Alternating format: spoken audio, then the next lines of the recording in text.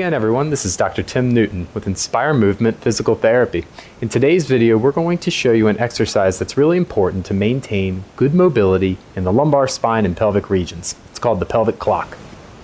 All right, for the pelvic clock, this is an exercise that a lot of people have trouble with.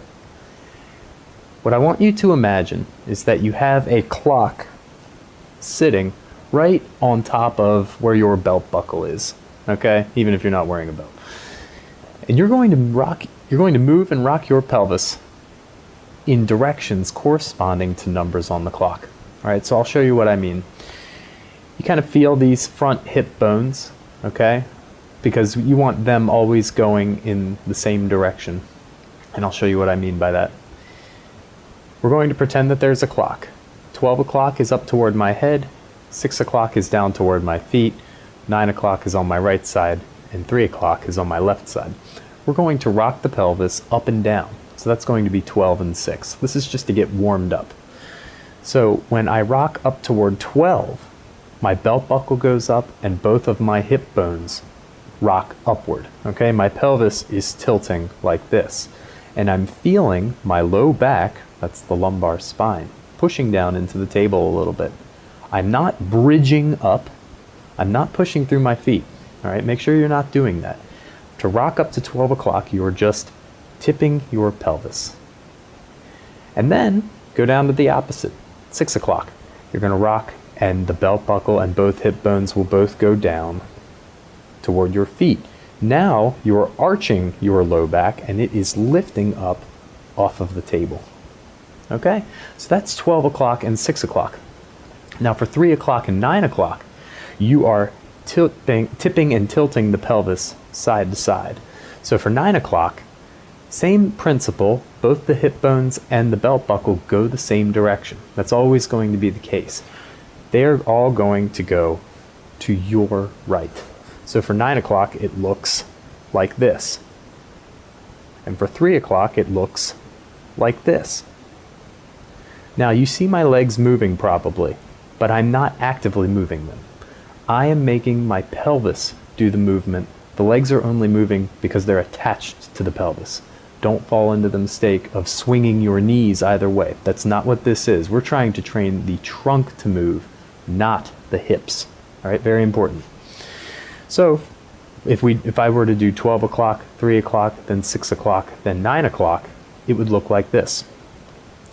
Both hip bones and belt buckle all go up toward 12 o'clock at the top, and then I return to the center of that clock.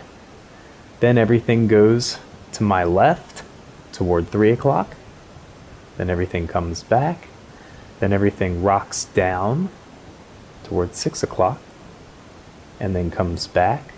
And then everything rocks to my right for 9 o'clock, and then comes back. Again, leg movement is secondary. It's not the primary force in what's going on. This is all about what the low back is doing.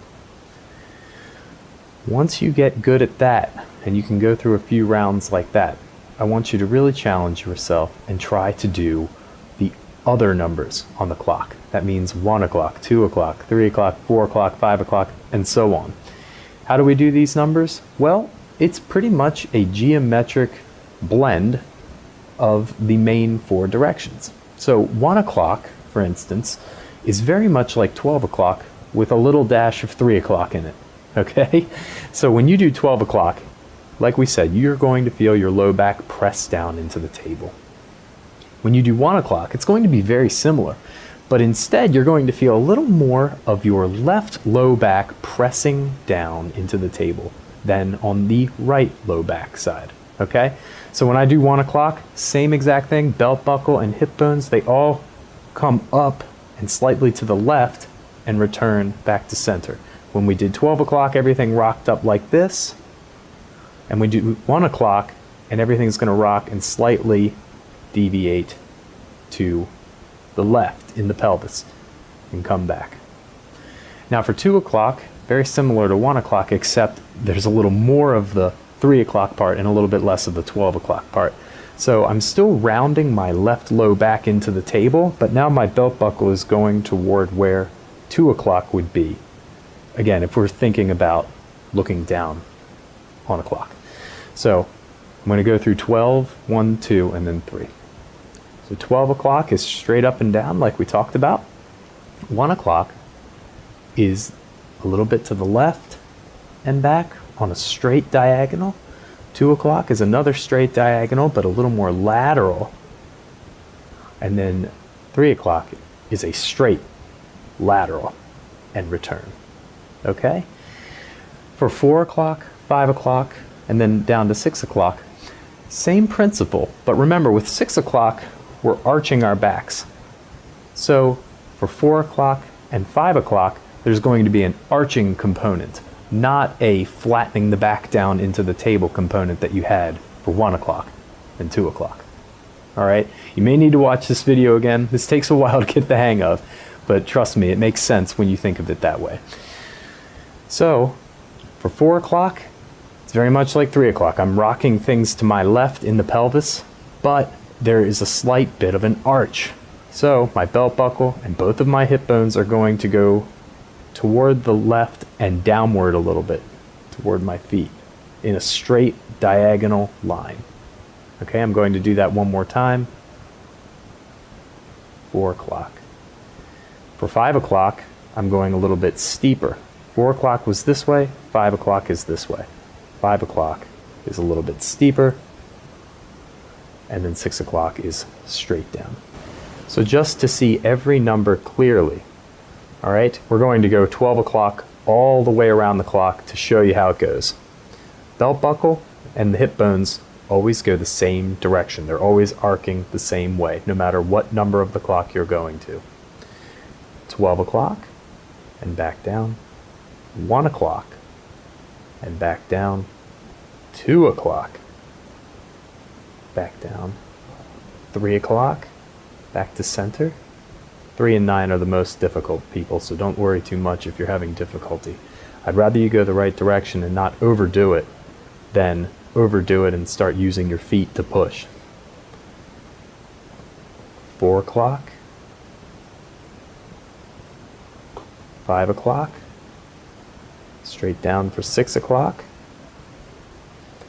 Again, I'm on my hip bones. 7 o'clock. So now I'm still arching the back, but I'm tipping it to my right. 8 o'clock. 9 o'clock. 10 o'clock.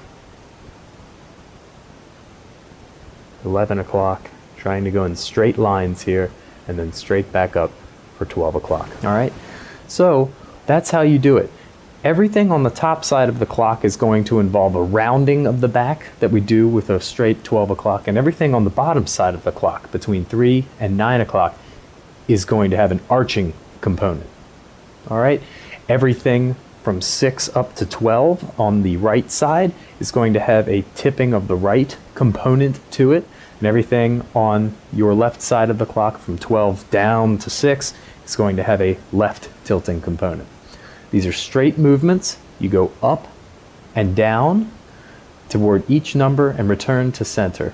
And you go through the entire clock 3 times if you can. If you're really good, you see if you can work your way up to 5. But the goal is smooth movement, getting exactly where you need to go. You're not bridging up.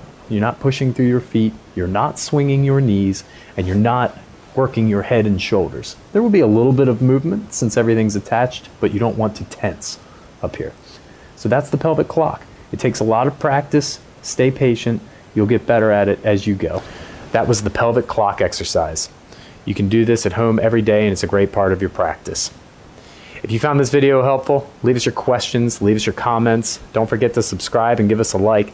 And for more related material, check out our website at marylandmanualtherapy.com. Thank you, and have an inspired day.